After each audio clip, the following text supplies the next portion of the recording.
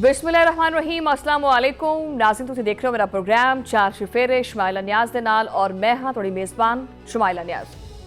पाकिस्तान तहरीके इंसाफ मुल्क दी सब तो वड्डी सियासी जिहड़ी जमातां ने उन्हां दे विचों एक जमात है और इस वक्त ये जमात जिहड़ी हैगी ओह शदीद अंदरूनी बहरान दा सामना करती पई है। पार्टी दे अंदर इख्तलाफात इस हद तक वध गए ने कि हर फैसला एक तनाज़े दा सबब बन जांदा और हर कदम के उत्ते तनाव की जिहड़ी बाज़गश्त है वो सुनाई देंदी है। ये कशीदगी खैबर पख्तूनख्वा दे विच उस वक्त खुल के सामने आई जदों साबिक वज़ीर आला अली अमीन गंडापुर और मौजूदा वज़ीर आला सुहेल खान आफरीदी के दरमियान सिक्योरिटी वापस लैन के मामले के उत्ते खुला टकराव होया। ये महज एक मामूली तनाज़ा नहीं हैगा बल्कि पार्टी की अंदरूनी सियासत की अकासी भी करता है, जिथे एतमाद की कमी और क्यादत के इख्तलाफात एक दूजे के नाल सामने आते रहते। साबिक वज़ीर आला अली अमीन गंडापुर ने यह दावा किया है कि जी उन्होंने सिक्योरिटी जी है वो वापस ले ली गई है। मीडिया के सामने उन्होंने कहना है कि जी रात को 11 बजे वज़ीर आला के डिप्टी CSO ने उन्होंने सिक्योरिटी एहलकारां नूं कॉल की और आख्या कि जी CSO के हुक्म के मुताबिक सब क्लोज हो जाए। समझ गए? उन्होंने कोले एक जैमर 2 डबल कैबन और ड्राइवर समेत 14 अफराद के उत्ते मुश्तमिल स्टाफ सी। DI खान वर्गे हसास इलाके दे विच रहन दे उत्ते उन्हां नूं पहले ही धमकियां मिलदियां पईयां ने। अली अमीन गंडापुर ने वाज़े किया है कि अगर वज़ीराला हाउस के कोले गड्डियां घट हैगियां तां मैं आपदियां गड्डियां भेज देना वा, ये सिक्योरिटी वापस लैण दी जरूरत नहीं हैगी सी। उन्होंने आख्या कि जी अगर दोबारा गड्डी या सिक्योरिटी दिती गई तो मैं वो अनखी बंदा वा मैं कबूल नहीं करांगा। ठीक है, ये बड़ा वैसे एक जारहाना और वाज़े मौक़िफ़ है जो कि पार्टी के अंदर मौजूदा इख्तिलाफ में मज़ीद हवा देंदा पे। दूजे पास यह है कि वज़ीर आला खैबर पख्तूनख्वा के प्रेस सैक्रटरी ने वजाहत दी है कि वज़ीर आला सुहेल आफरीदी तरफों अली अमीन गंडापुर की सिक्योरिटी वापस लैन की खबर है वो बिल्कुल ही गलत है। वज़ीर आला ने खुद यह दावा मुस्तरद किया है कि किसी की सिक्योरिटी वापस नहीं लाई गई। उन्होंने ये भी आख्या कि वो आपदे जिन्ना वो इन्ने फारग नहीं है कि हुण सिक्योरिटियां वापस लेंदे फिरिए असीं। ठीक है, वैसे आपस की गल है ये दे फारग होने वाली किहड़ी गल हैगी है, ये भी एक काम है। उन्होंने तरजीह जिहड़ी है वो पार्टी के जिहड़े बानी ने इमरान खान की रहाई है। वैसे इत्थे ये भी गल मैं कह देवां कि देखो मैनूं बड़ा तरस आंदा वैसे KPK की आवाम के उत्ते। ये खैबर पख्तूनख्वा की आवाम का जिहड़ा वज़ीर आला हैगा उन्होंने तो कोई फिक्र फाका नहीं हैगा भी उहदी जिहड़ी हैगी है सूबे की आवाम वो की करदी पई है।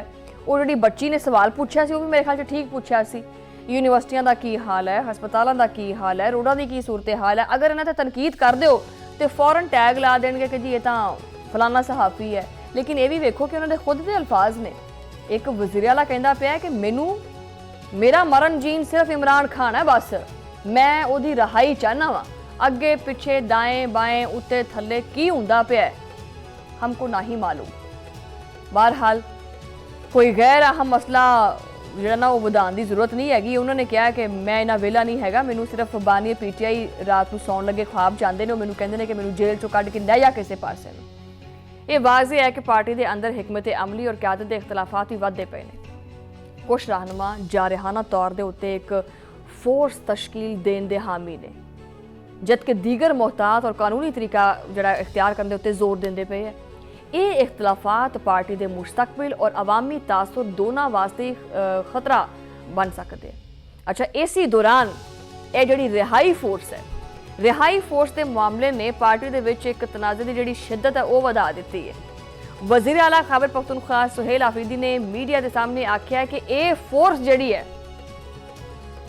आफरीदी साहब वैसे इस बात पर मुझे हंसी आ रही है, 10,000 बंदा तुहाडे कोलों इकट्ठा नहीं हुंदा है ते फोर्स तुसीं 10 लाख की कढ़ लैनी है। आगे चलते उन्होंने ये आख्या है कि ये फोर्स जिहड़ी है वो लखां अफराद ते मुश्तमिल होएगी जिहदे विच पार्टी के दीगर तमाम विंग्स भी शामिल होंगे। उन्होंने आख्या कि जी ये फोर्स नौजवानों को एक प्लेटफॉर्म के उत्ते इकट्ठा करने वास्ते बनाई जा रही है ताकि जदों बानीए PTI यानी बानीए चेयरमैन की कॉल आवे तो नौजवान अपना टनाटन तैयार हो जाए। ये force relief force, tiger force, task force, वुकला, इंसाफ, यूथ और पार्टी के तमाम विंग्स ਨੂੰ शामिल करेगी। कि हिल गई तुसीं कि जंग लगन लगी, जंग नहीं लगन लगी, बानी पीटीआई ਨੂੰ बाहर ਕੱਢਣ ਦੀ ਤਿਆਰੀ हो रही। इस इकदाम का मकसद पार्टी के अंदर नौजवानों को मुनज़म करना और बानी की रहाई वास्ते एक मजबूत सियासी ताकत तैयार करना है। मगर यह मनसूबा पार्टी के बाज़ रहनुमावां वास्ते मतलब वो अजे तां बैठे तशवीश दे विच ने, परेशान ने बहुत ज़्यादा। पीटीआई के चेयरमैन बैरिस्टर गोहर अली खान ने वज़ीर आला खैबर पख्तूनख्वा को खबरदार किया कि किसी भी ऐसी फोर्स की तश्कील नहीं हैगी जिन्होंने रिहाई फोर्स आख्या जाए और जिदे अरकान सियासी मकसद वास्ते हलफ लैन और नालों नाल गैर आइनी जिहड़ी हैगी है वो गैर कानूनी सूरत हाल हो सकती है। उहदे विच इस इकदाम नूं अस्करित पसंदी दे दायरे दे विच शुमार किया जा सकता है। नाज़रीन, ज़राए दे मुताबिक बैरिस्टर गौहर ने पार्टी के सीनियर रहनुमावां बशमूल महमूद खान अचकजई और अलामा राजा नासिर अब्बास नाल राबता किया है कि पार्टी और अपोजिशन इतिहाद के अंदर सियासी आहंगी जी ना वो पैदा की जा सके। ये वाज़े करता है कि इख्तलाफात सिर्फ खैबर पख्तूनख्वा तक महदूद नहीं है बल्कि पार्टी की मरकजी क्यादत के फैसले के उत्ते भी असरअंदाज होंदे पे ने। यह मनसूबा पार्टी वास्ते खतरा भी बन सकता है और सीनियर रहनुमावां ने वाज़े किया है कि किसी नीम तंजीमी फोर्स की तश्कील पार्टी नूं कानूनी कार्रवाई और महाज आराई के इल्जामात विच लिया सकती है। सियासी फोर्सिस की तश्कील बाज़ पार्टी नूं आईनी और कानूनी पेचीदगियां दे विच पा सकती है जो पार्टी के मुस्तकबिल वास्ते खतरनाक है। और ज़राए ये भी कोट करते पे ने कि बैरिस्टर गोहर ने मशवरा जिहड़ा ना वो दिता है कि जी अगर बानी पीटीआई की रहाई वास्ते मुतहरक होना जरूरी है तो वो वास्ते सूबाई, इलाकाई और ज़िलई सतह के उत्ते कानूनी सियासी कमेटियां बनाई जान। इन्हां दा वैसे आपस च इतफाक होंदा कोई नहीं, तो कमेटियां किवें बनाणियां ने। उन्होंने कहा भी उस तरह कमेटियां बनाओ जिस तरह के माजी में बनदियां सी। ये इकदाम आईनी पेचीदगियां तो बचन वास्ते और पार्टी नूं कानूनी खतरात तो महफूज रखने वास्ते है। ये मामला हालिया सियासी कमेटी के इजलास के विच भी जेरे बहस आया। शुरका नूं हिदायत दी गई कि आवामी सतह के उत्ते इस मामले के उत्ते मोहतात रहन। यह जाहिर करता है कि पार्टी क्यादत इस मुमकिना तौर के उत्ते नुकसानदेह अंदरूनी तनाज़े नूं महदूद रखने की संजीदा कोशिश करती पई है। पार्टी के विच इख्तलाफात की शिद्दत उस वक्त वाज़े हुई जदों कुछ रहनुमा चाहते हैं कि रहाई फोर्स फौरी तौर पर तश्कील जी ना पा जाए, जबकि दीगर कानूनी और आईनी रास्ता इख्तियार करने के उत्ते जोर देते पे है। इस तो यह गल वाज़े हुंदी है कि पार्टी के अंदर दो धड़े बन चुके हैं। एक धड़ा है जिहड़ा बड़ा ही जारहाना है और दूजा कहता पे बई जिन्हों डंडियां सोटियां तो डर है वो डरते है। ज़राए के मुताबिक वज़ीर आला सुहेल अफरीदी नूं ये आइडिया रूह पोस्ट जिहड़े पीटीआई रहनुमा ने जिहड़े नज़र ही नहीं आते, ठीक है, उन्होंने दिता है जिन्हों का नाम है मुराद सईद। ठीक है, मुराद सईद सारी की सारी ट्रेनिंग जिहड़े दे रहे हैं सुहेल अफरीदी नूं और सुहेल अफरीदी नूं खैबर पख्तूनख्वा के चीफ एग्जैक्टिव के मनसब वास्ते मुराद सईद का नामजद करदा उम्मीदवार समझा जाता है। पीटीआई के सीनियर रहनुमा तस्लीम करते हैं कि यह मनसूबा मरकजी क्यादत दे विच तशवीश पैदा करता पे। किसी नीम तंजीमी फोर्स की तश्कील पार्टी नूं कानूनी कार्रवाई और महाज आराई के इल्जामात विच लिया के खड़ा कर सकती है और यह पार्टी वास्ते एक बहुत बड़ा दाखिली बहरान बन सकता है। पार्टी के अंदर इख्तलाफात अवामी सतह के उत्ते भी नजर आते पे ने। साबिक वज़ीर आला अली अमीन गंडापुर के मौकफ और वज़ीर आला सुहेल अफरीदी के दावे एक दूजे के नाल मुतसादम ने, मेल ही नहीं खाते पे। बैरिस्टर गोहर की मुदाखलत और कानूनी तजावीज़ इस गल की अक्कासी करदी हैं कि क्यादत इस वक्त अंदरूनी बहरान नूं काबू जिहड़ा ना रखने में संजीदा कोशिश करती पई है। ये वाक़या पाकिस्तान तरीके इंसाफ के अंदर हिकमत अमली की जी क्यादत है उसके इख्तलाफात और अंदरूनी सियासत की एक वाज़े मिसाल है। एक पासे कुछ रहनुमा जारहाना अंदाज ये फोर्स बनाने के हामी ने और दूसरी तरफ मरकजी क्यादत कानूनी और आईनी रास्ता इख्तियार करने उत्ते जोर देती पई है। यह तनाज़ा पार्टी की सियासी पोजीशन और अवामी तासुर दोनों के उत्ते असर पांदा पिया। पार्टी के अंदर अंदरूनी बहरान ने वाज़े कर दिता है कि पार्टी हुण किसी भी छोटे मसले के उत्ते मुतहद नहीं रही। इख्तलाफात ने ना सिर्फ क्यादत बल्कि आम कारकुना और नौजवान विंग्स के अंदर भी तकसीम पैदा कर दी। हर रहनुमा आपकी तरजीह के मुताबिक फैसले करता पे, जिस तो पार्टी के अंदर एतमाद की फिजा कमज़ोर होती पई है। ये तनाज़ा सिर्फ पार्टी के अंदर महदूद नहीं बल्कि अवामी सतह के उत्ते ही संजीदा रद्दअमल पैदा करता पे। मीडिया के रिपोर्ट्स और बयानात के जरिए हर फरीक आपकी राय और मौकफ जोड़ा है वो आम सामने पेश करता पे। ये जाहिर करता है कि पार्टी का अंदरूनी बहरान जोड़ा है अवामी सियासत के उत्ते भी असर पांदा पे। इत्थों वैसे मैं एक चीज़ कोट करदा कि ये जिहड़ा कहिंदे पे ना कि बानी पीटीआई बाहर नहीं आते पे, वो डट गए हैं अपने मौकफ पे, वो बाहर नहीं आना चाहते। मैनूं लगदा कि ये जिहड़ियां इन्हां दियां गल्लां ने ना, वो सुन के कहंदा मैनूं तुसीं अंदर ही रहण दो, तुहाडी बड़ी मेहरबानी, मैं अंदर ही ठीक है, मैं नहीं आना चाहता बाहर। मैनूं लगदा है कि वो किसी होर दुख तो नहीं, ये बानी पीटीआई अपनी जिहड़ी पार्टी है ना, उहदे अंदर जिहड़े तनाज़ात ने ना, जिहड़ी कशीदगी है, उहदे करके उहने हत्थ खड़े करते। उहने कहा भी मैं नहीं बाहर निकलना, तुसीं भावें जो मर्जी कर लो, मैं आना ही नहीं चाहता बाहर, मैं तुहाडे विच बहना ही नहीं चाहता। मैनूं तां ये लगदा, वैसे बाकी अगे तुहाडी मर्जी। प्रोग्राम ये जारी है, लेकिन एक ब्रेक ले लेने।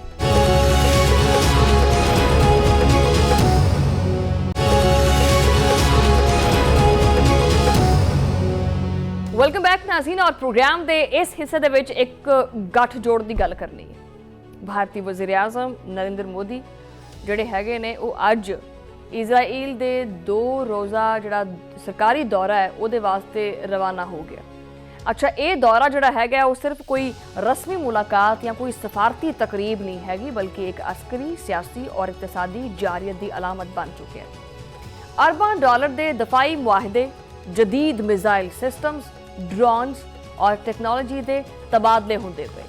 उन्हां तो बाद ये दौरा खिते के अमन वास्ते एक खतरा बन सकता है। अच्छा, इत्थे मैं मजीद अगे जाने तो पहले ये कहना चाहनी हाँ कि भारत वो मुल्क है कि इनू कोई भी बंदा अगर सिर्फ उंगल फड़ावे ना, तो पूरी की पूरी बांह भी नहीं फड़दा, जफ्फा ही पा लेंदा उस बंदे नूं। अजकल इजराइल नाल काफ़ी जफ्फियां पै रही। अच्छा, फोर्ब्स इंडिया के मुताबिक भारत इजराइल के नाल तकरीबन कोई 8.6 बिलियन डॉलर के जंगी मुआहदे करन जा रहे हैं। इस मुआहदे दे विच बहुत सारा कुछ शामिल है। बंब भी हैगे ने, बैलिस्टिक मिसाइल्स भी हैगे ने, आइस ब्रेकर मिसाइल सिस्टम भी हैगा, और हवा दे विचों, जमीन दे उत्तों और समंदर दे विचों मार करने वाले जदीद मिसाइल भी शामिल है। अच्छा, इस तो अलावा भारत जिहड़ा है ना, वो बहुत सारे कुछ जदीद टेक्नोलॉजी वाले ड्रोन्स भी खरीदेगा, जो कि एक वक्त दे विच 45 घंटे तक परवाज कर सकते हैं और हर किस्म के मौसम दे विच काम करने की सलाहियत भी रखते हैं। ये सारा कुछ एक इस तरह के वक्त दे विच हुंदा पिया है जदों फलस्तीनी आवाम गजा दे विच शदीद इंसानी बहरान, बमबारी और मुहासरे का सामना करती पई। भारतीय हुकूमत वास्ते ये वाज़े पैगाम है कि इंसानी हकूक और इंसानी बहरान भारत की तरजीह बिल्कुल नहीं हैगा। मोदी का यह दौरा जिहड़ा हैगा वो इजराइल महज अस्करी ताकत के इश्तराक और अरबां डॉलर के जिहड़े सूद है उत्थे तक महदूद नहीं हैगा, बल्कि एक आलमी सतह के उत्ते ताकत और असर जिहड़ा हैगा ना, उहदी एक खुली नुमाइश भी हैगी है। लेकिन ये दौरा शुरू होने तो पहले ही तनाज़ा खड़े करता पिया और तनाज़े का शिकार हो गया। इजराइली ऑपोजिशन ने मोदी के पार्लीमेंट के खिताब का बायकॉट करने का ऐलान कर दिता है, और ये बायकॉट जिहड़ा हैगा वो इजराइली अदलिया के सरबराह जस्टिस आइजैक ओमेद नूं मदू ना करने के फैसले के खिलाफ होया। इजराइली पार्लीमेंट की रवायत रही है कि खसूसी इजलास के विच अदलिया के सरबराह नूं मदू किया जाता है, लेकिन इस बारी इजराइली स्पीकर जिहड़े हैगे उन्होंने दावतनामा ही नहीं भेजिया। ये एकदम वाज़े तौर के उत्ते मोदी के दौरे नूं सियासी और वड्डे तनाज़े दे विच बदल दिंदा है। इस बायकॉट के पिछे ऑपोजिशन की नाराज़गी भी जिहड़ी हैगी ना, वो बिल्कुल ठीक है। इजराइली ऑपोजिशन लीडर ने आख्या है कि ये मोदी के खिताब का बायकॉट नहीं हैगा, बल्कि ये अदलिया की आज़ादी का दिफा हैगा। और इस तो अलावा एक तनकीद भी सामने आई है, वो ये कि वो अदलिया के इख्तियारात को महदूद करती पे है और खिते दे विच आपदी तौसीह पसंदाना पॉलिसियां नूं अगे वधांदे पे है। मोदी का यह दौरा महज दिफाई ताल्लुकात या तारीखी लम्हात वास्ते नहीं, बल्कि ये पिछे इजराइल का गठजोड़, ये तुहानूं पता ही है, इसदा एक बिल्कुल वाज़े एजेंडा है जिस दे तहत जनाबे वाला, जिस दे तहत खिते दे विच अस्करी तवाजुन और सियासी असर वो मजबूत किया जा रहा है। अरबां डॉलर के जंगी मुआहदे, जदीद मिसाइल और ड्रोन्स की खरीदारी, फलस्तीनी जिहड़ी आवाम है फलस्तीन की, उहदे उत्ते बराह रास्त दबाव पाउण दे मुतरादिफ है। सारा कुछ भारत की ऑपोजिशन के भी मोदी के दौरे के खिलाफ आवाज़ जिहड़ी ना बुलंद की जा रही है। कांग्रेस ने आख्या कि मोदी ने फलस्तीनी आवाम नूं बिल्कुल ही कला छड़ दिता है। वैसे मोदी पहले किहड़ा सक्का हैगा उन्हां दा, गजा दे विच जारी मुजालिम नूं नज़रअंदाज किया और भारत इंसानी इकदार दी जिहड़ियां धज्जियां ने वो भी उड़ाईयां गईयां ने। ऑपोजिशन के मुताबिक एक ऐसे वक्त जो खिते विच इंसानी बहरान वधदा पिया है, मोदी का दौरा इजराइल इंतहाई गैर मुनासिब और गैर इखलाकी हैगा। ਇਜ਼ਰਾਈਲ ਦੇ ਵਿੱਚ ਵੀ ਇਹ ਦੌਰਾ ਬਹੁਤ ਸਾਰੇ ਤਨਾਜ਼ਾਤ ਨੂੰ ਖੜਾ ਕਰਦਾ ਪਿਆ। ਸੁਪਰੀਮ ਕੋਰਟ ਦੇ ਜਿਹੜੇ ਸਦਰ ਹੈ ਉਹਨੂੰ ਮਦੂ ਨਾ ਕਰਨਾ, ਅਰਜ਼ੀਆਂ ਦੇ ਇਖਤਿਆਰਾਂ ਦੇ ਵਿੱਚ ਮੁਦਾਖਲਤ ਕਰਨਾ ਔਰ ਹੋਰ ਵੀ ਜਿਹੜੀਆਂ ਚੀਜ਼ਾਂ ਨੇ, ਯਾਨੀ ਇੱਕ ਫੈਸਲਾ ਕੋ ਨਤਨਯਾਹੂ ਹਕੂਮਤ ਜਿਹੜੀ ਅਦਲੀਆ ਹੈਗੀ ਉਹਦੇ ਵਿੱਚ ਜਿਹੜੀਆਂ ਤਰਮੀਆਤ ਨੇ ਉਹਨਾਂ ਦੀਆਂ ਕੋਸ਼ਿਸ਼ਾਂ ਦਾ ਇੱਕ ਹਿੱਸਾ ਹੈ, ਉਹ ਵੀ ਸ਼ਾਮਿਲ ਹੈ। ਔਰ ਆਪੋਜੀਸ਼ਨ ਇਹ ਸਾਰੇ ਇਹਤਜਾਜ ਜਿਹੜੀ ਉਹ ਕਰਦੀ ਪਈ ਹੈ ਔਰ ਆਪੋਜੀਸ਼ਨ ਮੋਦੀ ਦੇ ਬਾਈਕਾਟ ਦੇ ਜ਼ਰੀਏ ਇਜ਼ਰਾਈਲ ਦੀ ਅਦਲੀਆ ਔਰ ਜਮਹੂਰੀਅਤ ਦੀ ਹਿਫਾਜ਼ਤ ਕਰਦੀ ਪਈ ਹੈ। ਮੋਦੀ ਦੇ ਦੌਰੇ ਦੀ ਟਾਈਮਿੰਗ ਵੀ ਬੜੀ ਮਸ਼ਕੂਕ ਹੈ। ਗਜ਼ਾ ਦੇ ਵਿੱਚ ਫਲਸਤੀਨੀ ਆਵਾਮ ਮੁਸਲਸਲ ਬੰਬਾਰੀ, ਮੁਹਾਸਰਾ ਔਰ ਇਨਸਾਨੀ ਬੁਹਰਾਨ ਦਾ ਸਾਹਮਣਾ ਕਰਦੀ ਪਈ ਹੈ। ਇਸ ਸੂਰਤ-ਹਾਲ ਦੇ ਵਿੱਚ ਭਾਰਤ ਦਾ ਦੌਰਾ ਇਜ਼ਰਾਈਲ ਇਨਸਾਨੀਅਤ ਦੀ ਨਜ਼ਰਅੰਦਾਜ਼ੀ ਔਰ ਜਾਰੀਅਤ ਦੀ ਇੱਕ ਮਿਸਾਲ ਹੈ। ਇਹ ਸਾਬਤ ਕਰਦਾ ਹੈ ਕਿ ਭਾਰਤ ਇਨਸਾਨੀ ਹਕੂਕ ਔਰ ਆਲਮੀ ਅਖਲਾਕਿਆਤ ਦੀ ਕੀਮਤ ਦੇ ਉੱਤੇ ਆਪਦੇ ਮਫਾਦਾਤ ਨੂੰ ਤਰਜੀਹ ਦਿੰਦਾ ਹੈ। ਵੈਸੇ ਇਹ ਕੋਈ ਢਕੀ ਛੁਪੀ ਤਾਂ ਗੱਲ ਨਹੀਂ ਹੈਗੀ ਸੀ। ਇੱਕ ਦਿਫਾਈ ਮਾਹਿਰ ਨੇ ਉਹਨਾਂ ਦਾ ਕਹਿਣਾ ਹੈ ਕਿ ਮੋਦੀ ਦੇ ਦੌਰੇ ਦੇ ਦੌਰਾਨ ਇਜ਼ਰਾਈਲ ਦੇ ਨਾਲ ਡਰੋਨਸ ਔਰ ਦੀਗਰ ਜਦੀਦ ਹਥਿਆਰਾਂ ਦੀ ਖਰੀਦਾਰੀ ਦੇ ਉੱਤੇ ਦਸਤਖਤ ਵੀ ਹੋ ਸਕਦੇ ਹਨ। ਅੱਛਾ, ਉਹਨਾਂ ਦੇ ਮੁਤਾਬਿਕ ਇਹ ਵੀ ਹੈ ਕਿ ਭਾਰਤ ਚਾਹੁੰਦਾ ਹੈ ਕਿ ਇਹ ਹਥਿਆਰ ਔਰ ਟੈਕਨੋਲੋਜੀ ਭਾਰਤ ਦੇ ਵਿੱਚ ਤਿਆਰ ਹੋਣ, ਜਿਹਦੇ ਵਿੱਚ ਨਾ ਸਿਰਫ ਭਾਰਤ ਇਜ਼ਰਾਈਲ ਤੱਕ ਜਿਹੜੇ ਤਾਲੁਕਾਤ ਨੇ ਉਹ ਮਜ਼ਬੂਤ ਹੋਣਗੇ, ਬਲਕਿ ਖਿੱਤੇ ਦੇ ਵਿੱਚ ਅਸਕਰੀ ਤਾਕਤ ਦਾ ਨਵਾਂ ਤਵਾਜ਼ੁਨ ਵੀ ਕਾਇਮ ਹੋਏਗਾ। ਇਹ ਦੌਰਾ ਤਾਰੀਖੀ ਵੀ ਹੈਗਾ। ਮੋਦੀ ਪਹਿਲੇ ਭਾਰਤੀ ਵਜ਼ੀਰ ਆਜ਼ਮ ਹੈਗਾ ਜੋ ਕਿ ਇਜ਼ਰਾਈਲੀ ਪਾਰਲੀਮੈਂਟ ਦੇ ਵਿੱਚ ਖਿਤਾਬ ਕਰਦਾ ਪਿਆ। ਉਹਨੂੰ ਤਾਂ ਮੇਰੇ ਖਿਆਲ 'ਚ ਹੁਣ ਰਾਤ ਨੂੰ ਨੀਂਦ ਹੀ ਕੋਈ ਨਹੀਂ ਆਣੀ ਕਿ ਮੈਨੇ ਖਿਤਾਬ ਕਰ ਦਿਆ ਹੈ। ਵਾਓ, ਭਾਰਤ ਦੇ ਸਫੀਰ JP ਸਿੰਘ ਨੇ ਇਹਨੂੰ ਤਾਰੀਖੀ ਕਰਾਰ ਦਿੱਤਾ ਹੈ। ਉਹਨਾਂ ਨੇ ਦਬਾ-ਦਬ ਜਿਹੜਾ ਨਾ ਉਹ ਸੋਨਾ ਪਿਘਲਾ ਕੇ ਤੇ ਲਿਖਣਾ ਸ਼ੁਰੂ ਕਰ ਦਿੱਤਾ, ਤਾਰੀਖੀ ਔਰਾਕ ਲਿਖੇ ਉਹਨੇ ਕਿ ਜੀ ਮੋਦੀ ਸਾਹਿਬ ਜਿਹੜੇ ਨੇ ਨਾ ਉਹ ਖਿਤਾਬ ਕਰਦੇ ਪਏ। ਹਕੀਕਤ ਕੀ ਹੈ ਬਈ? ਹਕੀਕਤ ਇਹ ਹੈ ਕਿ ਇਹ ਤਾਰੀਖੀ ਲਮਹਾ ਤਨਾਜ਼ਾਤ ਔਰ ਜਿਹੜੀ ਸਿਆਸੀ ਕਸ਼ੀਦਗੀ ਹੈ ਉਹਨੂੰ ਹੀ ਸਾਹਮਣੇ ਲੈ ਕੇ ਆਏਗਾ। ਇਜ਼ਰਾਈਲੀ ਆਪੋਜੀਸ਼ਨ ਦੀ ਤਰਫੋਂ ਜਿਹੜਾ ਨਾ ਇਹ ਬਾਈਕਾਟ, ਅਦਲੀਆ ਦੇ ਸਰਬਰਾਹ ਨੂੰ ਮਦੂ ਨਾ ਕਰਨਾ ਔਰ ਪਾਰਲੀਮੈਂਟ ਦੇ ਅੰਦਰ ਕਸ਼ੀਦਗੀ, ਇਹ ਸਾਰਾ ਕੁਝ ਵਾਜ਼ੇ ਕਰਦੀ ਹੈ ਕਿ ਇਹ ਦੌਰਾ ਅਮਨ ਔਰ ਸ਼ਰਾਫਤ ਦੀ ਬਜਾਏ ਤਾਕਤ ਔਰ ਜੰਗ ਵਾਸਤੇ ਹੈ। ਮੋਦੀ ਔਰ ਨਤਨਯਾਹੂ ਦੀ ਮੁਲਾਕਾਤ ਦੇ ਵਿੱਚ ਅਸਕਰੀ ਤਾਉਨ, ਇਕਤਸਾਦੀ ਤਾਲੁਕਾਤ ਔਰ ਖਿੱਤੇ ਦੇ ਸਿਆਸੀ ਮਸਾਇਲ ਉਹ ਬੜੇ ਜ਼ੇਰੇ ਗੌਰ ਨੇ। ਲੇਕਿਨ ਹਕੀਕਤ ਇਹ ਹੈ ਕਿ ਇਹ ਮੁਲਾਕਾਤ ਫਲਸਤੀਨੀ ਆਵਾਮ ਦੀ ਇਨਸਾਨੀ ਮੁਸੀਬਤ ਦੇ ਉੱਤੇ ਇੱਕ ਸਿਆਸੀ ਔਰ ਅਸਕਰੀ ਫਾਇਦਾ ਹਾਸਲ ਕਰਨ ਦੀ ਕੋਸ਼ਿਸ਼ ਵੀ ਹੈਗੀ। ਅਰਬਾਂ ਡਾਲਰ ਦੇ ਦਫਾਈ ਮੁਆਹਦੇ, ਜਦੀਦ ਮਿਜ਼ਾਈਲ ਔਰ ਡਰੋਨ ਦੇ ਸਾਰਾ ਕੁਝ ਖਿੱਤੇ ਦੇ ਵਿੱਚ ਅਦਮ ਇਸਤਹਿਕਾਮ ਔਰ ਜੰਗ ਦੀ ਅੱਗ ਨੂੰ ਹਵਾ ਦੇਣ ਦੇ ਮੁਤਰਾਦਿਫ ਹੈ। ਭਾਰਤ ਇਜ਼ਰਾਈਲ ਦਫਾਈ ਤਾਲੁਕਾਤ ਖਿੱਤੇ ਦੇ ਵਿੱਚ ਤਾਕਤ ਦੇ ਤਵਾਜ਼ਨ ਵਿੱਚ ਬਦਲਦੇ ਪਏ ਨੇ। ਇਹ ਤਾਲੁਕਾਤ ਸਿਰਫ ਭਾਰਤ ਔਰ ਇਜ਼ਰਾਈਲ ਤੱਕ ਮਹਦੂਦ ਨਹੀਂ ਹੈਗੇ, ਬਲਕਿ ਆਲਮੀ ਸਤਹ ਦੇ ਉੱਤੇ ਵੀ ਅਸਰ ਪਾ ਸਕਦੇ ਆ।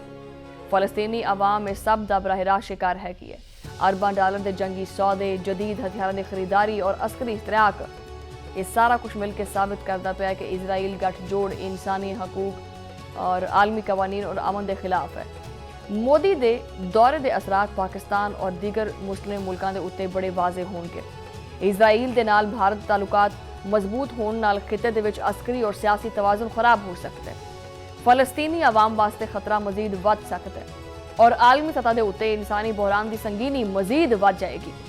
ਇਜ਼ਰਾਈਲ ਦੇ ਵਿੱਚ ਅਦਲੀਆ ਔਰ ਹਕੂਮਤ ਦੇ ਦਰਮਿਆਨ ਜਾਰੀ ਕਸ਼ੀਦਗੀ ਵੀ ਮੋਦੀ ਦੇ ਇਸ ਦੌਰੇ ਨੂੰ ਮੁਸ਼ਕਲ ਬਣਾ ਸਕਦੀ ਹੈ ਔਰ ਬਣਾਉਂਦੀ ਵੀ ਪਈ ਹੈ। ਸੁਪਰੀਮ ਕੋਰਟ ਦੇ ਸਦਰ ਨੂੰ ਮਦੂ ਨਾ ਕਰਨਾ ਆਪੋਜੀਸ਼ਨ ਔਰ ਹਕੂਮਤ ਦੇ ਦਰਮਿਆਨ ਤਨਾਜ਼ੁਰ ਨੂੰ ਮਜ਼ੀਦ ਵਧਾਉਂਦਾ ਵੀ ਪਿਆ। ਮੋਦੀ ਦੇ ਖਿਤਾਬ ਦਾ ਬਾਈਕਾਟ ਕਰਨਾ ਅਦਲੀਆ ਦੀ ਆਜ਼ਾਦੀ ਔਰ ਜਮਹੂਰੀਅਤ ਵਾਸਤੇ ਜ਼ਰੂਰੀ ਹੈ ਕਿ ਮੋਦੀ ਦੇ ਦੌਰੇ ਦੇ ਦੌਰਾਨ ਅਰਬੋਂ ਡਾਲਰ ਦੇ ਦਫਾਈ ਮੁਆਹਦੇ ਔਰ ਅਸਕਰੀ ਇਸ਼ਤਰਾਕ ਖਿੱਤੇ ਦੇ ਵਿੱਚ ਅਦਮ ਇਸਤਹਿਕਾਮ ਪੈਦਾ ਕਰਦੇ ਪਏ। ਬਹਰਹਾਲ ਇੱਥੇ ਮੈਂ ਇੱਕ ਚੀਜ਼ ਕੋਟ ਕਰ ਦੇਵਾਂ ਨਾ, ਇਹ ਜਿਹੜਾ ਹੈਗਾ ਨਾ, ਚਲੋ ਭਾਰਤ ਤਾਂ ਫਿਰ ਵੀ ਕਿਸੇ ਨਾ ਕਿਸੇ ਤੇ ਟਰਸਟ ਕਰ ਲੇਗਾ, ਲੇਕਿਨ ਜਿਹੜਾ ਆ ਇਜ਼ਰਾਈਲ ਹੈ ਨਾ, ਇਹ ਬਸ ਛੱਡ ਹੀ ਦਿਓ। ਇਜ਼ਰਾਈਲ ਆਪਦੇ ਮਫਾਦਾਤ ਤੋਂ ਵੱਧ ਕੇ ਉਹਨੂੰ ਕੋਈ ਬੰਦਾ ਨਹੀਂ ਅਜ਼ੀਜ਼ ਹੈਗਾ। ਅਗਰ ਆਪਾਂ ਇਹ ਗੱਲ ਕਰੀਏ ਕਿ ਜੀ ਇਜ਼ਰਾਈਲ ਅਮਰੀਕਾ ਦਾ ਬੜਾ ਸੱਕਾ ਹੈਗਾ, ਨਾ ਨਾ ਨਾ ਨਾ, ਅਮਰੀਕਾ ਨੂੰ ਵੀ ਉਹ ਸਿਰਫ ਆਪਦੇ ਮਫਾਦਾਤ ਵਾਸਤੇ ਇਸਤੇਮਾਲ ਕਰਦਾ। ਇਹ ਜਿਹੜੇ ਯਹੂਦੀ ਨੇ ਨਾ ਮਾਈਂਡਸੈਟ ਹੈ ਨਾ, ਇਹ ਆਪਦੇ ਆਪ ਤੋਂ ਇਲਾਵਾ ਕਿਸੇ ਦੇ ਸੱਕੇ ਨਹੀਂ ਹੈਗੇ। ਔਰ ਭਾਰਤ ਬੇਵਕੂਫੀ ਦਾ ਕਿਰਦਾਰ ਅਦਾ ਕਰਦੇ ਹੋਏ ਬਸ ਇਹ ਨਾ, ਇਹਨਾਂ ਨੂੰ ਖਬਰ ਚਾਹੀਦੀ ਹੁੰਦੀ ਹੈ ਕਿ ਅਸੀਂ ਆਹ ਕਾਰਨਾਮਾ ਸਰ ਅੰਜਾਮ ਦੇ ਦਿੱਤਾ ਹੈ, ਅਸੀਂ ਕੋਈ ਬੜੀ ਫਤਹ ਹਾਸਲ ਕਰ ਲਈ ਹੈ। ਬਹਰਹਾਲ ਨਾਜ਼ਰੀਨ, ਇਸ ਸਾਰੀ ਸੂਰਤ ਹਾਲ ਦੇ ਉੱਤੇ ਵੀ ਮਜ਼ੀਦ ਆਪਾਂ ਗੱਲਬਾਤ ਕਰਾਂਗੇ, ਲੇਕਿਨ ਇੱਕ ਛੋਟੀ ਜਿਹੀ ਬ੍ਰੇਕ ਤੋਂ ਬਾਅਦ।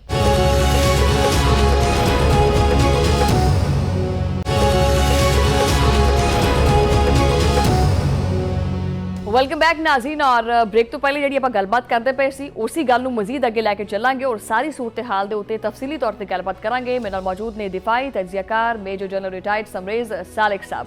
ਸਮਰੇਸ਼ ਸਾਹਿਬ ਵੈਲਕਮ ਕਰਨੇ ਆਪਣੇ ਪ੍ਰੋਗਰਾਮ ਦੇ ਵਿੱਚ। ਔਰ ਪਹਿਲਾ ਸਵਾਲ ਉਹੀ ਕਿ ਅੱਜ ਤੋਂ ਭਾਰਤੀ ਵਜ਼ੀਰ ਆਜ਼ਮ ਇਜ਼ਰਾਈਲ ਦਾ ਜਿਹੜਾ 2 ਰੋਜ਼ਾ ਦੌਰਾ ਹੈ ਉਹ ਕਰਨ ਜਾ ਰਹੇ ਨੇ ਔਰ ਇਤਲਾਵਾਂ ਇਹ ਆਉਂਦੀਆਂ ਪਈਆਂ ਹੈ ਕਿ ਭਾਰਤ ਇਜ਼ਰਾਈਲ ਦੇ ਨਾਲ ਕੋਈ ਮਜਮੂਈ ਤੌਰ ਦੇ ਉੱਤੇ 8.6 ਬਿਲੀਅਨ ਡਾਲਰ ਦੇ ਦਫਾਈ ਮੁਆਹਦੇ ਕਰਨ ਲੱਗਾ ਹੈ। ਭਾਰਤ ਔਰ ਇਜ਼ਰਾਈਲ ਦੀ ਇਸ ਡੀਲ ਨੂੰ, ਇਸ ਕੁਰਬਤ ਨੂੰ ਤੁਸੀਂ ਕਿੱਦਾਂ ਦੇਖਦੇ ਹੋ? सब तो पहले तो तुहाडा बहुत शुक्रिया कि तुसीं मैनूं अपने प्रोग्राम च मदऊ कीता। देखो इंडिया और इजराइल का जिहड़ा गठजोड़ है तो बहुत पुराना है। सानू पता है कि इजराइल जिहड़ा है वो उहदे सामने पैलेस्टाइन इशू है, फलस्तीन का इशू है और कश्मीर जिहड़ा कश्मीर का इशू है और भारत के सामने है। इन दोनों मुल्कों ने अपने इन्हां इशूज़ के उत्ते जुल्म ढाने वास्ते आपस बहुत ज़्यादा गठजोड़ रखा है और बहुत पुराना चले आ रहा है। हूँ इस वक्त चूँकि मिडल ईस्ट बहुत तब्दीलियां आ रही ने, उत्थे जिहड़ा वो बहुत जिहड़े पुराने अलाए सन वो एक दूसरे नाल गठम जोड़ ने, तो इस सिचुएशन च ये जिहड़ा इन्हां दा गठजोड़ है ये होर भी ज़्यादा मैं समझना कि नुमाया हो गया है। 2025 जिले मारका होया पाकिस्तान और इंडिया का, तो उस वक्त भी सानू पता है कि इजराइल ने बहुत ज़्यादा इंडिया नू सपोर्ट किया, लेकिन अलहमदुलिल्लाह अल्लाह ताला ने पाकिस्तान की इज्जत रखी और असां बहुत बुरी शिकस्त दी इंडिया नू।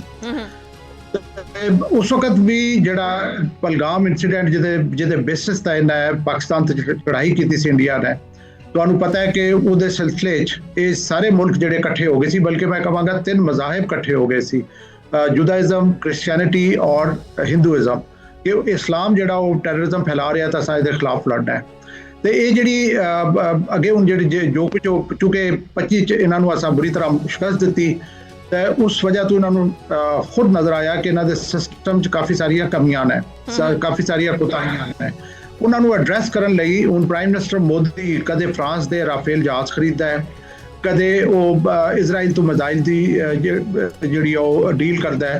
ये उसी सारी चीज़ां उसी चीज़ की शाखसाना है कि वो अपनी जिहड़ी अस्करी कुवत है उन्होंने बेहतर करने की कोशिश कर रहा है, और कोई ढकी छुपी गल नहीं कि इजराइल और इंडिया इस गठजोड़ के थ्रू मुसलमान मुल्कां नूं जितना नुकसान पहुंचा सकते ना वो पहुंचाएंगे।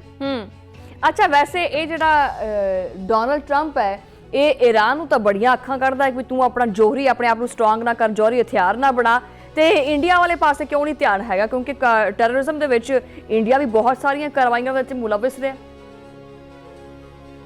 देखो प्रेजिडेंट ट्रंप ने तो मैं शुरू तो कह रहा जदों दे आए ने, बल्कि इन्हां दे इलैक्शन तो पहले ਜਿਹੜੇ ਆਪਣੇ ਅਹਿਦਾਫ ਦਾ ਜ਼ਿਕਰ ਕਰ ਰਹੇ ਸੀ, ਤਾਂ ਮੈਂ ਕਹਿੰਦਾ ਹੁੰਦਾ ਸੀ ਕਿ ਪ੍ਰੈਜ਼ੀਡੈਂਟ ਟਰੰਪ ਕਹਿ ਕੁਝ ਰਹੇ ਨਾ ਕਰਨਗੇ ਕੁਝ ਹੋਰ। ਇੱਕ ਤਰਫ ਤਾਂ ਉਹਨਾਂ ਦਾ ਇਰਾਦਾ ਹੈ ਕਿ ਜੀ ਮੈਂ ਅਮਨ ਲਾਣਾ ਦੁਨੀਆ ਤੇ, ਦੂਸਰੀ ਤਰਫ ਉਹ ਜੰਗਾਂ ਨੂੰ बढ़ा ਰਹੇ ਨੇ। मैं इस वक्त कहना कि तुसा सुनिया होगा कि बोर्ड ऑफ पीस आजकल बहुत चर्चा है। Board of peace Gaza board of peace ਜਿਹੜਾ ਹੈ। हाँ आजकल ਤੁਸੀਂ ਦੇਖੋ ਤਾਂ 2 बोर्ड कंकरेंटली चल रहे हैं। एक बोर्ड ऑफ पीस है ਜਿਹੜਾ गजा च अमन लाने की कोशिश की जा रही है, तो दूजा बोर्ड ऑफ वॉर है ਜਿਹੜੀ ਕਿ ईरान ਦੇ ਉੱਤੇ ਚੜਾਈ ਕਰਨ ਦੀ ਕੋਸ਼ਿਸ਼ की जा रही है।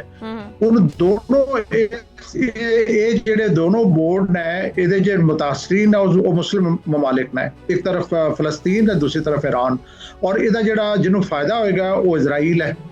ਤੇ देखो ਤੁਸੀਂ ਕਿ ਕੰਕਰੈਂਟਲੀ ਇਹ ਦੋਨੋਂ ਚੀਜ਼ਾਂ ਚੱਲ ਰਹੀਆਂ ਨੇ। ਹੁਣ ਇੰਡੀਆ ਦੀ ਅਗਰ ਗੱਲ ਕੀਤੀ ਜਾਏ ਤੇ ਚੂੰਕਿ ਅਮਰੀਕਾ ਜਿਹੜਾ ਇੰਡੀਆ ਨੂੰ ਤਿਆਰ ਕਰ ਰਿਹਾ ਚਾਈਨਾ ਦੇ ਖਿਲਾਫ, वो तो 2025 जो अमरीका नूं नज़र आया कि जिस तरह मैं अपनी सारी जिस हॉर्स से मैं सारी बैटिंग कर रहा वो इतनी हिम्मत नहीं कि वो पाकिस्तान के सामने खड़ा हो सके, तो वो चाइना के खिलाफ कैसे खड़ा होएगा। तो लेकिन ये कि उन्होंने स्ट्रेटेजिक पार्टनरशिप है वो तो कायम है, और उन्होंने मजीद बढ़ाएंगे, क्योंकि चाइना नूं अगर उन्होंने चेक वेट करना है तो वो वास्ते इंडिया जरूरी है। इंडिया की जो भी कार्रवाइयां ने, इंडिया की जो भी मतलब खिते बदमनी फैलाने की कोशिशां ने, जिस तरीके नाल पाकिस्तान वो डैमेज कर रहे हैं टैररिज्म के थ्रू, ਉਹਦੇ ਤੇ ਅਮਰੀਕਾ ਜਿਹੜਾ ਹੈ ਉਹ ਨਹੀਂ ਬਹੁਤ ਜ਼ਿਆਦਾ ਤਵੱਜੋ ਦਿੰਦਾ, ਔਰ ਇਸੇ ਵਜ੍ਹਾ ਤੋਂ ਅਸੀਂ ਕਹਿ ਸਕਦੇ ਹਾਂ ਕਿ ਪ੍ਰੈਜ਼ੀਡੈਂਟ ਟਰੰਪ ਦੇ ਡਬਲ ਸਟੈਂਡਰਡਸ ਨੇ। ਇਹ ਡਬਲ ਸਟੈਂਡਰਡਸ ਤਾਂ ਹੈਗੇ ਨੇ ਬਿਲਕੁਲ, ਔਰ ਇੱਕ ਪਾਸੇ ਦੇਖੋ ਤੁਸੀਂ ਜਿਸ ਤਰ੍ਹਾਂ ਖੁਦ ਹੀ ਜ਼ਿਕਰ ਕੀਤਾ ਹੈ ਕਿ ਇੱਕ ਤਰਫ ਗਜ਼ਾ ਬੋਰਡ ਆਫ ਪੀਸ ਹੈ ਔਰ ਇੱਕ ਪਾਸੇ ਜਿਹੜਾ ਨਾ ਬੋਰਡ ਆਫ ਵਾਰ ਹੈ। ਯਾਨੀ ਇਹਨੇ ਜਦੋਂ ਦਾ 2026 ਸ਼ੁਰੂ ਹੋਇਆ ਹੈ, ਇਹਨੇ ਆਉਂਦਿਆਂ ਸਾਰ ਤੋਂ ਪਹਿਲੇ ਉਹਦਾ ਕੰਮ ਕੀਤਾ ਨਾ, ਜਿਹੜਾ ਵੈਨਜ਼ੂਏਲਾ ਦਾ ਜਿਹੜਾ ਸਦਰ ਹੈਗਾ ਉਹਨੂੰ ਚੱਕ ਲਿਆ ਇਹਨੇ। ਇਹ ਅੱਗੇ ਪਤਾ ਨਹੀਂ ਇਹਦੇ ਦਿਮਾਗ ਦੇ ਵਿੱਚ ਕੀ ਚੀਜ਼ਾਂ ਚੱਲਦੀਆਂ ਪਈਆਂ। ਬਹਰਹਾਲ ਮੈਂ ਇੱਕ ਚੀਜ਼ ਇਹ ਵੀ ਪੁੱਛਣਾ ਚਾਹਾਂਗੀ ਕਿ ਜਿਹੜੇ ਦਫਾਈ ਮਾਹਿਰੀਨ ਨੇ ਉਹਨਾਂ ਦੇ ਮੁਤਾਬਕ ਇਹ ਹੈ ਕਿ ਭਾਰਤ ਇਜ਼ਰਾਈਲ ਦੇ ਕੋਲੋਂ ਉਹੀ ਜਿਹੜੀ ਤੁਸੀਂ ਗੱਲ ਕਰਦੇ ਪਏ ਸੀ ਕਿ ਆਪਣੇ ਆਪ ਨੂੰ ਦਫਾਈ ਮਹਾਜ਼ ਤੇ ਬਹੁਤ ਸਟਰੋਂਗ ਕਰਦਾ ਪਿਆ ਹੈ। ਜ਼ਮੀਨ ਦੇ ਉੱਤੇ ਮਾਰ ਕਰਨ ਵਾਲੀ ਸਲਾਹੀਅਤ, ਫਿਜ਼ਾ ਦੇ ਵਿੱਚ, ਸਮੁੰਦਰ ਦੇ ਵਿੱਚ ਮਿਜ਼ਾਈਲ ਔਰ ਬੈਲਿਸਟਿਕ ਮਿਜ਼ਾਈਲ ਔਰ ਆਈਸ ਬ੍ਰੇਕਰ ਮਿਜ਼ਾਈਲ ਸਿਸਟਮ ਜਿਹੜਾ ਨਾ ਉਹ ਵੀ ਖਰੀਦਦਾ ਪਿਆ ਹੈ। ਭਾਰਤ ਦੀ ਤਰਫੋਂ ਇੰਨੀ ਵੱਡੀ ਤਾਦਾਦ ਦੇ ਵਿੱਚ ਜਿਹੜਾ ਇਹ ਅਸਲਾ ਖਰੀਦਿਆ ਜਾ ਰਿਹਾ ਹੈ, ਇਹਦੇ ਪਿੱਛੇ ਬੁਨਿਆਦੀ ਜਿਹੜੀ ਵਜ੍ਹਾ ਹੈ ਉਹ ਕੀ ਹੈ? ਕਿਉਂਕਿ ਖਾਸ ਕਰਕੇ ਮਾਰਕਾ ਹੱਕ ਦੇ ਵਿੱਚ ਜਿਹੜਾ ਨਾ ਉਹ ਸ਼ਿਕਸਤ ਤੋਂ ਬਾਅਦ ਭਾਰਤ ਮਜ਼ੀਦ ਆਪਣੀ ਦਿਫਾਈ ਜਿਹੜੀ ਹੈਗੀ ਸਲਾਹੀਅਤ ਨੂੰ ਮਜ਼ਬੂਤ ਕਰਨਾ ਚਾਹ ਰਿਹਾ ਹੈ। ਚਾਹੁੰਦਾ ਕੀ ਹੈ, ਸਾਬਤ ਕੀ ਕਰਨਾ ਚਾਹੁੰਦਾ ਹੈ? ਦੇਖੋ ਇਹ ਤੇ ਇੱਕ ਬਹੁਤ ਖੁੱਲੀ ਗੱਲ ਹੈ। ਸਾਰਿਆਂ ਨੂੰ ਪਤਾ ਹੈ ਕਿ 2025 ਚ ਜਿਸ ਤਰ੍ਹਾਂ ਦੀ ਹਜ਼ੀਮਤ ਔਰ ਸ਼ਰਮਿੰਦਗੀ ਭਾਰਤ ਨੂੰ ਉਠਾਣੀ ਪਈ, ਉਸ ਤੋਂ ਲੈ ਕੇ ਅੱਜ ਤੱਕ ਭਾਰਤ ਤਿਲਮਿਲਾ ਰਿਹਾ ਹੈ। 2025 ਚ ਜਿਹੜਾ ਸਟ੍ਰੈਟੇਜਿਕ ਬੈਲੈਂਸ ਸੀ ਕਨਵੈਨਸ਼ਨਲ ਫੋਰਸਸ ਦਾ, ਉਹ ਟਿਲਟ ਹੋ ਗਿਆ ਪਾਕਿਸਤਾਨ ਦੀ ਫੇਵਰ ਚ। ਹੁਣ ਇੰਡੀਆ ਦੀ ਪੂਰੀ ਕੋਸ਼ਿਸ਼ ਹੈ ਕਿ ਉਸ ਬੈਲੈਂਸ ਨੂੰ ਰੀਡਰਾ ਕੀਤਾ ਜਾਏ ਜਾਂ ਉਸ ਬੈਲੈਂਸ ਨੂੰ ਆਪਣੇ ਫੇਵਰ ਚ ਟਿਲਟ ਕਰੇ। ਲੇਕਿਨ ਇਹ ਹੈ ਕਿ ਉਹਦੇ ਵਾਸਤੇ ਜ਼ਰੂਰੀ ਹੈ, ਇੱਕ ਤਾਂ ਖੁਸ਼ ਆਇੰਦ ਹੈ ਕਿ ਉਹਦਾ ਬਹੁਤ ਜ਼ਿਆਦਾ ਜਿਹੜਾ ਪੈਸਾ ਉਹ ਲੱਗ ਰਿਹਾ ਹੈ ਦਫਾਈ ਮਤਲਬ ਜਿਹੜੀ ਆ ਚੀਜ਼ਾਂ ਹਾਸਲ ਕਰਨ ਤੇ, ਜਿਹਦਾ ਜ਼ਾਹਿਰ ਹੈ ਇਕਨੋਮੀ ਤਾਂ ਬਹੁਤ ਪ੍ਰੈਸ਼ਰ ਪੈਂਦਾ ਹੈ ਤਾਂ ਉਹਨੂੰ ਮਜਬੂਰਨ ਇਹ ਸਾਰਾ ਕੁਝ ਕਰਨਾ ਪੈ ਰਿਹਾ ਹੈ। ਲੇਕਿਨ ਦੂਸਰੀ ਤਰਫ ਇਹ ਹੈ ਕਿ ਉਹ ਇਸ ਸਟ੍ਰੈਟੇਜਿਕ ਬੈਲੈਂਸ ਨੂੰ ਆਪਣੇ ਹੱਕ 'ਚ ਕਰਨ ਦੀ ਪੂਰੀ ਕੋਸ਼ਿਸ਼ ਕਰ ਰਿਹਾ ਹੈ। ਇਹਦੇ 'ਚ ਉਹਨੂੰ ਅਮਰੀਕਾ ਵੀ ਸਪੋਰਟ ਕਰੇਗਾ, ਇਹਦੇ 'ਚ ਉਹਨੂੰ ਇਜ਼ਰਾਈਲ ਵੀ ਸਪੋਰਟ ਕਰੇਗਾ, ਇਹਦੇ 'ਚ ਉਹਨੂੰ ਫਰਾਂਸ ਵੀ ਸਪੋਰਟ ਕਰੇਗਾ। ਦੇਖੋ ਸਮਝਣ ਦੀ ਇਹ ਗੱਲ ਹੈ ਕਿ ਜਿਹੜਾ 2025 ਦਾ ਮਾਰਕਾ ਹੋਇਆ ਸੀ, ਇਹਦੇ 'ਚ ਜਿਹੜੀ ਟੈਕਨੋਲੋਜੀਜ਼ ਨੇ, ਇੱਕ ਚਾਈਨੀਜ਼ ਟੈਕਨੋਲੋਜੀ ਹੈ ਜਿਹਨੂੰ ਤੁਸੀਂ ਕਹਿ ਸਕਦੇ ਹੋ ਈਸਟਰਨ ਟੈਕਨੋਲੋਜੀ, ਔਰ ਦੂਸਰੀ ਤਰਫ ਇੰਡੀਆ ਕੋਲ ਸਨ ਵੈਸਟਰਨ ਟੈਕਨੋਲੋਜੀ ਔਰ ਔਰ ਫਰਾਂਸ ਦੀ। तो वेस्टर्न जंग च जिती, जिहदी वजह तो हुण वेस्टर्न टैक्नोलॉजी वाले जितने भी ममालिक ने वो कोशिश करेंगे कि इंडिया नूं दोबारा इक्विप किया जाए ताकि उन्हां दी जिहड़ी टैक्नोलॉजी है ਉਹਦਾ कोई रीडीम की जाए, उसदी ऑनर और उसदी प्रेस्टीज एंड क्रेडिबिलिटी। ਇਹ ਸਾਰਾ ਪ੍ਰੋਸੈਸ ਚੱਲ ਰਿਹਾ। ਲੇਕਿਨ ਮੈਂ ਇਹਦੇ ਨਾਲ ਇਹ ਵੀ ਕਹਿਣਾ ਚਾਹੁੰਦਾ ਕਿ ਪਾਕਿਸਤਾਨ ਨੂੰ ਕਿਸੇ ਕਿਸਮ ਦਾ ਨਾ ਤਾਂ ਅਸੀਂ ਅੰਡਰ ਪ੍ਰੈਸ਼ਰ ਆਵਾਂਗੇ, ਨਾ ਸਾਨੂੰ ਕਿਸੇ ਖਾਇਫ ਹੋਣੀ ਦੀ ਜ਼ਰੂਰਤ ਹੈ। ਜਿਹੜੇ ਇਹ ਸਾਰਾ ਕੁਝ ਹਾਸਲ ਕਰਕੇ ਦੁਬਾਰਾ ਮੋਦੀ ਕੋ ਕਾਰਵਾਈ ਕਰੇਗਾ ਤਾਂ ਉਹਨੂੰ ਅਸੀਂ ਦੇਖ ਲਾਂਗੇ। ਇੱਥੇ ਮੈਂ ਕਹਿਣਾ ਚਾਹਾਂਗਾ ਕਿ ਤੁਸੀਂ ਨਾ ਬੜੀ ਖੂਬਸੂਰਤ ਗੱਲ ਕਰ ਦਿੱਤੀ। ਵੈਸੇ ਅੰਡਰ ਪ੍ਰੈਸ਼ਰ ਸਾਡੀ ਸਿਰਫ ਪਾਕਿਸਤਾਨ ਦੀ ਕ੍ਰਿਕਟ ਟੀਮ ਇੱਕ ਵਾਹਿਦ ਟੀਮ ਹੈ ਜਿਹੜੀ ਅੰਡਰ ਪ੍ਰੈਸ਼ਰ ਆ ਜਾਂਦੀ, ਪਾਕਿਸਤਾਨ ਨਹੀਂ ਆਂਦਾ ਵੈਸੇ, ਤੁਸੀਂ ਮੰਨਦੇ ਹੋ? ਲੇਕਿਨ मैं बिल्कुल सही गल है। लेकिन एक गल मैं कहना चाहूँगा 2019 जिस वक्त असा इन्हों का जहाज गिराया, जिस वक्त इन्हें इसी तरह मारकाबाजी की, उस वक्त प्रेजिडेंट मोदी जिहड़ा बोस करता है कि मेरी 26 इंच की चेस्ट है, वो जिहड़ा है उन्हें कहा सी कि मेरे काश मेरे को राफेल होंदे, मैं पता नहीं क्या कर दिंदा। ਹੁਣ ਦੇਖੋ ਤੁਸੀਂ 2025 ਚ ਉਹਦੇ ਕੋਲ ਰਾਫੇਲ ਵੀ ਐ ਸਨ, ਉਹਦੇ ਕੋਲ S-400 ਵੀ ਐ ਸਨ। ਰਾਫੇਲ ਦੀ ਮਾਰਕੀਟ ਹੀ ਡਿੱਗ ਗਈ ਸਾਰੀ ਦੀ ਸਾਰੀ, ਕੋਈ ਲੈਣਾ ਹੀ ਨਹੀਂ ਜਾ ਰਿਹਾ ਰਾਫੇਲ। ਐਗਜ਼ੈਕਟਲੀ ਇਸ ਵਾਸਤੇ 2026 ਚ ਵੀ ਕੁਝ ਨਹੀਂ ਕਰ ਸਕਿਆ, ਬਲਕਿ 19 ਤੋਂ ਜ਼ਿਆਦਾ ਬੁਰੇ ਤਰੀਕੇ ਨਾਲ ਮਾਰ ਖਾਈ। ਤਾਂ ਆਇੰਦਾ ਅਗਰ ਉਹਨੂੰ ਅਕਲ ਨਾ ਆਈ ਔਰ ਉਸਨੇ ਦੁਬਾਰਾ ਕੋਈ ਕੋਸ਼ਿਸ਼ ਕੀਤੀ ਤੇ ਤੁਸੀਂ ਦੇਖੋਗੇ ਇਸ ਤੋਂ ਵੀ ਗੰਦੀ ਮਾਰ ਖਾਏਗਾ, ਯਾਰ ਕੀ ਤਾਂ ਕਹਿੰਦੇ ਨੇ। खैर बहरहाल प्रोग्राम एक तो रोज़ा है तो मुँह च कुछ निकल ना जाए, मेरे माँ परहेज ही कर दे। अच्छा, पाकिस्तान तो इबरतनाक शिकस्त के बावजूद मोदी सरकार के उत्ते मुसलसल जिस तरह आप गल करते पे कि जंगी जनून जिहड़ा है ना उहदे ते सवार है। भारत आपदे न्यूक्लियर सबमरीन्स और बैलिस्टिक मिसाइल सिस्टम नूं वधांदा भी पिया है। ये एकदम चलो ठीक है कि एक पासे पाकिस्तान वास्ते जिहड़ा ना अपने दिफा वास्ते करदा पिया कि जी पाकिस्तान तो साडा दिफा मजबूत होवे, ज़्यादा मजबूत होवे। ये जिहड़े इकदामात ने ਇਹ ਖਿੱਤੇ ਦੇ ਇਸਤਹਿਕਾਮ ਵਾਸਤੇ ਕਿੰਨਾ ਖਤਰਨਾਕ ਹੋ ਸਕਦੇ ਹੈ। ਔਰ ਦੂਜਾ ਇਹ ਵੀ ਤੁਸੀਂ ਆਪਣੇ ਮਾਈਂਡ 'ਚ ਰੱਖਿਓ ਕਿ ਅਫਗਾਨਿਸਤਾਨ ਦੇ ਨਾਲ ਭਾਰਤ ਦੇ ਤਾਲੁਕਾਤ ਔਰ ਗੱਠਜੋੜ ਜਿਹੜਾ ਤੁਸੀਂ ਉਹ ਕਿਦਾਂ ਦੇਖਦੇ ਹੋ? ਦੇਖੋ ਕੋਈ ਵੀ ਮੁਲਕ ਜਿਹੜਾ ਹੈ ਉਹ ਚੱਲਦਾ ਹੈ ਆਪਣੀ ਸਟ੍ਰੈਟੇਜਿਕ ਥਾਟ ਦੇ ਉੱਤੇ ਕਿ ਉਹਦੀ ਓਵਰਆਲ ਕਲੈਕਟਿਵ ਸੋਚ ਕੀ ਹੈ। ਇੰਡੀਆ ਦੀ ਜਿਹੜੀ ਕਲੈਕਟਿਵ ਸੋਚ ਹੈ ਜਿਹੜੀ, ਔਰ ਇਹ ਸਟ੍ਰੈਟੇਜਿਕ ਥਾਟ ਜਿਹੜੀ ਹੈ ਸਦੀਆਂ ਤੋਂ ਮੁਹੀਤ ਹੁੰਦੀ ਹੈ, ਇੱਕ ਚੰਦ ਡਿਕੇਡਸ ਦੀ ਗੱਲ ਨਹੀਂ ਹੁੰਦੀ। ਇੰਡੀਆ ਦੀ ਜਿਹੜੀ ਸਟ੍ਰੈਟੇਜਿਕ ਥਾਟ ਹੈ ਉਹ ਬੇਸ ਹੀ ਕਰਦੀ ਹੈ ਲੜਾਈ ਤੇ।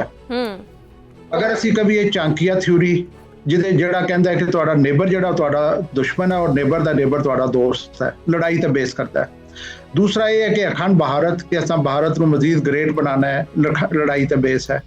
माजी अगर देखिए तो इंडिया ने अपने छोटे जड़े हमसाए सन उन्होंने इतना तंग करके रखा है कि साउथ एशिया जो ओवरऑल पूरा खिता जिदा तुम जिक्र कर रहे हो, ये पूरी दुनिया च लीस्ट इंटीग्रेटेड रीजन है, जिन्होंने तुम कहोगे मजबूत सब तो लो है।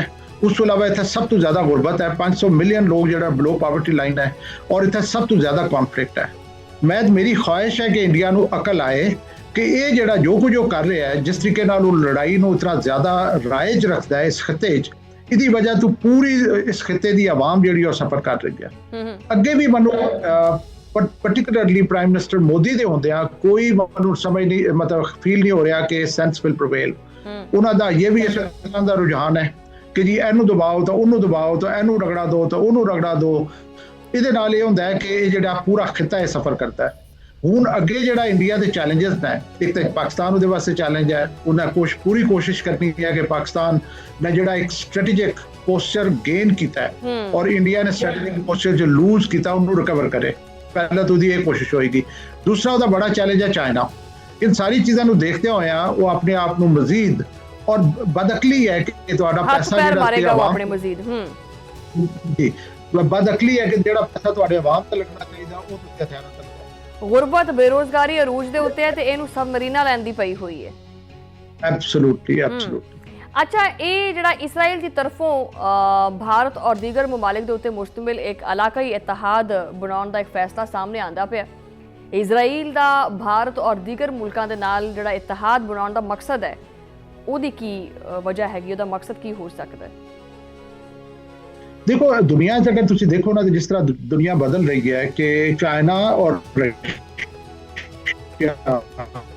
ईस्टर्न ब्लॉक ने तो यूरोप और यूएस वेस्टर्न ब्लॉक ने।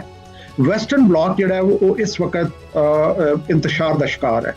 यूएस और यूरोप की आपस प्रॉब्लम्स ने ਜਿਹੜਾ ਵੈਸਟਰਨ ਹੈਮਿਸਫੇਅਰ ਹੈ ਜਿਹਦੇ ਤੇ ਇਜਾਰਾਦਾਰੀ ਸੀ ਬਹੁਤ ਅਰਸੇ ਤੋਂ ਅਮਰੀਕਾ ਦੀ, ਉੱਥੇ ਤੁਸੀਂ ਦੇਖ ਰਹੇ ਹੋ ਕਿ ਹੋ ਰਿਹਾ ਹੈ। ਮਤਲਬ ਵੈਨੇਜ਼ੁਏਲਾ ਦੇ ਪ੍ਰੈਜ਼ੀਡੈਂਟ ਨੂੰ ਉੱਥੋਂ ਉਠਾ ਲਿਆ ਗਿਆ। ਕੈਨੇਡਾ ਨੂੰ ਅਮਰੀਕਾ ਥ੍ਰੈਟ ਦਿੰਦਾ ਕਿ ਤੂੰ ਮੇਰਾ ਸੂਬਾ ਬਣੇਗਾ। ਗ੍ਰੀਨਲੈਂਡ ਅਮਰੀਕਾ ਲੈਣਾ ਚਾਹੁੰਦਾ ਹੈ। ਇਹ ਸਾਰੇ ਬਦਲਤੇ ਹੋਏ ਹਾਲਾਤ ਇਜ਼ਰਾਈਲ ਦੇਖ ਰਿਹਾ ਹੈ ਕਿ ਉਹਨੂੰ ਆਪਣਾ ਇੱਕ ਨया ਬਲੌਕ ਬਣਾਉਣਾ ਹੈ। ਔਰ ਇਹਦੀ ਬੇਸਿਕ ਜਿਹੜੀ ਮੈਂ ਸਮਝਦਾ ਕਿ ਜਿਹੜੀ ਸਭ ਤੋਂ ਬੜੀ ਨੈਗੇਟਿਵਿਟੀ ਮੁਸਲਮਾਨਾਂ ਦੀ ਸਾਈਡ ਤੋਂ ਹੈ ਕਿ ਇਸ ਵਕਤ ਜਿਹੜੀ ਮੁਸਲਿਮ ਦੁਨੀਆ ਹੈ ਇਸ ਤੋਂ ਜ਼ਿਆਦਾ ਸ਼ਾਇਦ ਪਹਿਲੇ ਇਸ ਤੋਂ ਜ਼ਿਆਦਾ ਇੰਤਸ਼ਾਰ ਦੀ ਹਾਲਤ 'ਚ ਨਹੀਂ ਸੀ। ਜਿਸ ਤਰੀਕੇ ਨਾਲ ਇਸ ਵਕਤ ਮੁਸਲਿਮ ਦੁਨੀਆ ਡਿਵਾਈਡਡ ਹੈ। यूएई और सऊदी अरेबिया दोनों सुन्नी ममालिक ने, वो आपस गठम जोड़ना है। शिया सुन्नी आपस प्रॉब्लम चल रही हैं ਤੇ ਇਹ ਸਾਰੇ ਤੋਂ ਫਾਇਦਾ ਉਠਾਉਂਦਿਆਂ ਇਜ਼ਰਾਈਲ ਦੀ ਕੋਸ਼ਿਸ਼ ਹੋਏਗੀ ਕਿ ਉਹ ਇੰਡੀਆ ਨਾਲ ਔਰ ਬਾਕੀ ਜਿਹੜੇ ਲਾਈਕ ਮਾਈਂਡਡ ਕੰਟਰੀਜ਼ ਨੇ ਉਹਨਾਂ ਨਾਲ ਇੱਕ ਬਲੌਕ ਬਣਾ ਕੇ, ਔਰ ਪਾਕਿਸਤਾਨ ਤਾਂ ਇਜ਼ਰਾਈਲ ਦੀ ਅੱਖਾਂ 'ਚ ਖਟਕਦਾ ਹੈ ਕਿਉਂਕਿ ਉਹ ਕਹਿ ਰਹੇ ਨੇ ਕਿ ਜੀ ਅਸੀਂ ਈਰਾਨ ਤੋਂ ਜਿਹੜੇ ਫਾਰਗ ਹੁੰਦੇ ਆ ਤਾਂ ਫਿਰ ਵਾਰੀ ਟਰਕੀ ਦੀ ਔਰ ਪਾਕਿਸਤਾਨ ਦੀ ਹੈ। ਬਰਮਲਾਓ ਕਹਿ ਚੁੱਕੇ ਨੇ। तो इंडिया ਜਿਹੜਾ ਉਹ ਨੈਚੁਰਲ ਇੱਕ ਅਲਾਇ ਬਣਦਾ ਹੈ ਇਜ਼ਰਾਈਲ ਦਾ ਕਿ ਇੱਕ ਤਰਫੋਂ ਉਹ ਪ੍ਰੈਸ਼ਰ ਪਾ ਰਿਹਾ ਈਰਾਨ ਤੇ, ਦੂਸਰੀ ਤਰਫੋਂ ਅਗਰ ਇੰਡੀਆ ਇਜ਼ਰਾਈਲ ਦੀ ਸਪੋਰਟ ਨਾਲ ਪਾਕਿਸਤਾਨ ਤੇ ਪ੍ਰੈਸ਼ਰ ਪਾਏ ਤਾਂ ਤੁਸੀਂ ਦੇਖੋ ਕਿ ਦੋਨੋਂ ਮੁਸਲਿਮ ਮਮਾਲਿਕ ਸੈਂਡਵਿਚ ਹੋ ਜਾਂਦੇ ਨੇ, ਇੱਕ ਤਰਫ ਇਜ਼ਰਾਈਲ ਤੇ ਦੂਸਰੀ ਤਰਫ ਇੰਡੀਆ। ਮੈਂ ਸਮਝਦਾ ਕਿ ਇਹ ਇਹਨਾਂ ਦੇ ਡਿਜ਼ਾਈਨਸ ਨੇ। वैसे एक चीज़ मेरे दिमाग चाहिए कि देखो अगर मुस्लिम ममालिक ने इन्हों की तादाद ज़्यादा है इन्होंने नालों, और देखो इजराइल यहूदियों का एक ही मुल्क है इजराइल, हिंदुस्तानियों का एक ही मुल्क है इंडिया, और मुसलमानों के कई बेशुमार ममालिक ने। अगर मुस्लिम ममालिक आपस च अपना एका कर लैन तो ये जोड़े एक दो दुश्मन ने इन्हों के उत्ते कितना कुछ भारी पै सकते हैं? देखो सब तो पहली गल ये है कि मुस्लिम ममालिक को कुदरती वसाइल ने और इन्हां सारियां तो बहुत ज़्यादा ने। ऑयल साडे कोल है, उस तो अलावा गोल्ड साडे कोल है, उस तो अलावा कोई चीज़ तुसीं उठा लो। हुण तो बल्कि अफगानिस्तान नूं कहा जा रहा है कि एक KSA सऊदी अरेबिया लीथियम का, अगर सऊदी अरेबिया कोल ऑयल है तो इन्हां कोल लीथियम है। अल्लाह ताला ने सानू बहुत नवाजिया है, लेकिन जिथे कमी है, जिथे दूसरे नूं एज मिल जाती है, वो नॉलेज दी है।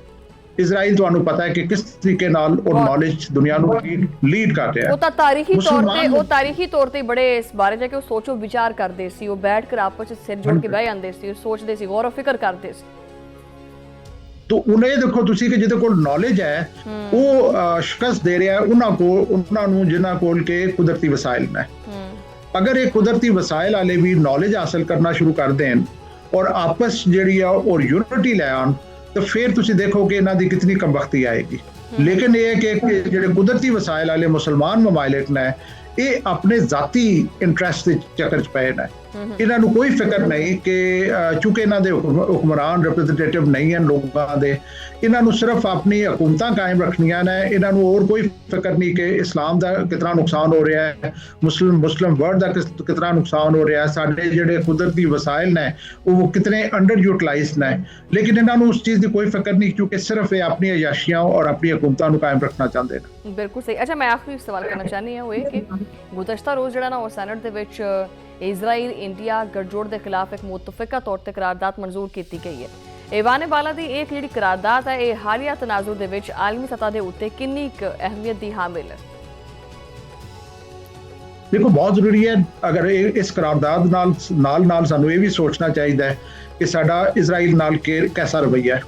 ਅਗਰ ਅਸੀਂ ਮੋਡਾ ਪੀਸ ਦਾ ਵੀ ਹਾਂ, ਅਗਰ ਅਸੀਂ ਉਹਨਾਂ ਦੀ ਗੱਲ ਮੰਨ ਕੇ ਤਾਂ ਹਮਾਸ ਨੂੰ ਡਿਸਆਰਮ ਕਰਨ ਵਾਸਤੇ ਵੀ ਚਲੇ ਜਾਂਦੇ ਹਾਂ, ਜਿਹੜੀ ਮੈਨੂੰ ਉਮੀਦ ਹੈ ਕਿ ਨਹੀਂ ਐਸਾ ਨਹੀਂ ਹੋਏਗਾ, ਲੇਕਿਨ ਇਸ ਚੀਜ਼ ਤੇ ਗੱਲਬਾਤ ਹੋ ਰਹੀ ਹੈ ਇਹਨਾਂ ਟੌਪਿਕਸ ਤੇ, ਤਾਂ ਫਿਰ ਮੈਂ ਸਮਝਦਾ ਕਿ ਸਾਡੇ ਜਿਹੜੇ ਕਹਿਣਾ ਔਰ ਐਕਸ਼ਨ ਉਹਦੇ 'ਚ ਕੰਟਰਡਿਕਸ਼ਨ ਹੋਏਗੀ, ਉਹਦੇ 'ਚ ਰਬਤ ਨਹੀਂ ਹੋਏਗਾ। ਸਾਨੂੰ ਸਮਝਣਾ ਚਾਹੀਦਾ ਹੈ ਕਿ ਜਿਸ ਤਰ੍ਹਾਂ ਸਾਡਾ ਇੰਡੀਆ ਅਜ਼ਲੀ ਦੁਸ਼ਮਣ ਹੈ, ਇਸੇ ਤਰੀਕੇ ਨਾਲ ਸਾਡਾ ਇਜ਼ਰਾਈਲ ਅਜ਼ਲੀ ਦੁਸ਼ਮਣ ਹੈ।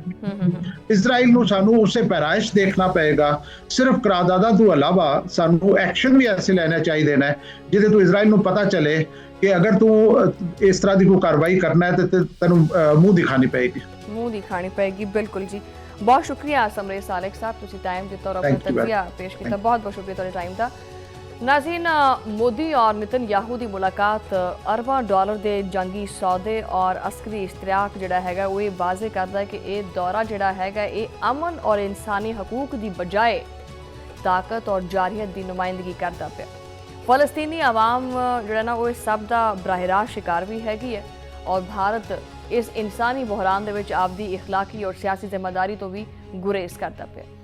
मोदी का यह दौरा इजराइल महज एक तारीखी लम्हा नहीं बल्कि एक तनाज़े भी है, बायकॉट भी है और अस्करी इश्तराक का मुजर भी है। भारत इजराइल गठजोड़ जिहड़ा है वो फलस्तीनी आवाम के उत्ते दबाव और खिते दे विच अस्करी तवाजुन की तब्दीली ये सब मिल के ये साबित करते हैं कि यह दौरा अमन और इंसानी हकूक वास्ते खतरा बन चुका है। ये नाल ही प्रोग्राम का जिहड़ा वक्त है खत्म हो गया। तुहाडे नाल मुलाकात होएगी अगले प्रोग्राम दे विच, उदों लई अल्लाह ने के पास।